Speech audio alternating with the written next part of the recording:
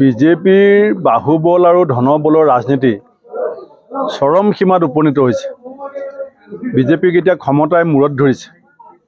গণতান্ত্ৰিক যি প্ৰমূল্য, মূল্যবোধ, শিষ্টাচাৰ সকলো কথা হিমন্ত বিশ্ব শৰ্মাৰ নেতৃত্বাধীন বিজেপিয়ে এতিয়া পাহৰি পেলাইছে।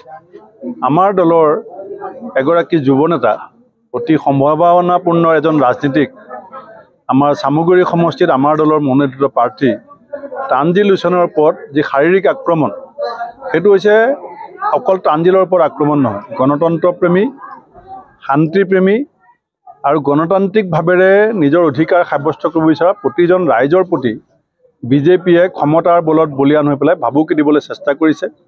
এই ঘটনাক মই তীব্ৰ ভাষাৰে গৰিহণা দিছোঁ আৰু মই অসমৰ পুলিচ প্ৰশাসনক আহ্বান জনাইছোঁ যে আপোনালোকে চকুমুদা কুলিৰ ভাও ধৰি মৌন সমৰ্থক হৈ বিজেপিৰ বহতীয়া হ'বলৈ চেষ্টা নকৰি দোষীক অতি শীঘ্ৰে কায়ত্ব কৰি শাস্তি প্ৰদান কৰক। আৰু আপোনালোক যে বিজেপি পুলিচ নহয়, অসম পুলিচ, সেই কথা এই দোষীক শাস্তি দিয়াৰ জৰিয়তে প্ৰমাণ কৰক।